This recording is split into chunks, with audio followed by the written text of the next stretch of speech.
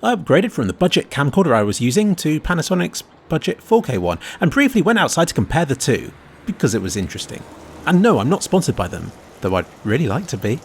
Anyway, this new one's a lot clearer and lacking the strange purplish tint that my old one seemed to have. Both are wide-angled enough to get what I want in frame, and although the old one had a 58 times optical zoom and my new one only has 20 times, you can see here that the improved sensor and resolution mean that my new one is still slightly better for zooming than my old one is. Here's how the audio compares, in case you're interested.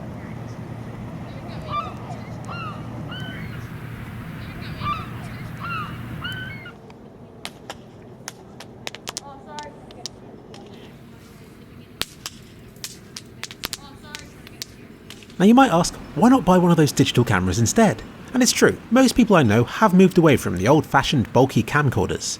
Maybe it's just because my family has always used them, but I prefer their bulky design, their point-and-shoot convenience, and the fact that I don't have to worry about rolling shutter issues. Plus, camcorders have awesome image stabilisation. It's only slightly better than Panasonic for it though. The biggest problem for me is frame rate. Footage recorded with cameras in Europe is at 50p, instead of the usual 60. The reason for this goes back many years and is explained nicely in Tom Scott's video here. But different refresh rates cause an irritating problem in my videos where I have to mix 50Hz camera footage with 60fps gameplay footage. Obviously everything being 60 would be better. I've contacted both Sony and Panasonic about this and they were like, no, we're not going to provide Europe with the option of a better standard, go away. And to make matters worse, my new camera only records 50Hz at HD mode. At 4K it goes down to cinematic 25fps. Admittedly, my old camera was nowhere near perfect full HD quality in the first place, so even at HD my new camera's larger sensor will produce a far superior image. And did you know that most cameras save storage space by only saving a fraction of their resolution's worth of colour information?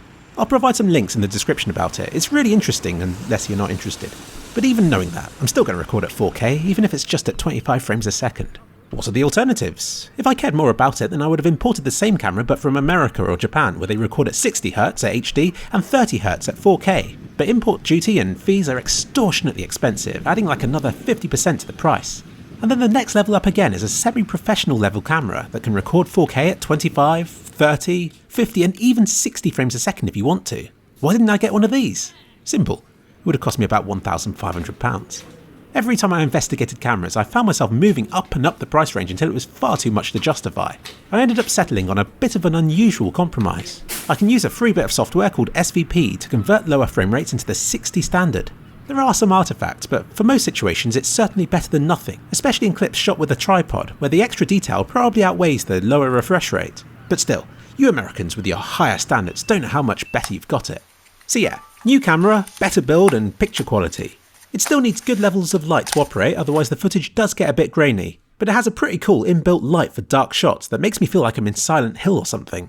Admittedly, I hate getting new stuff if the old things are still serving me faithfully, but at the end of the day, it's certainly a lot better than before, and I consider it a worthy investment, since memories can only be recorded once. Well, actually mine are recorded 4 to 5 times because I have so many backups.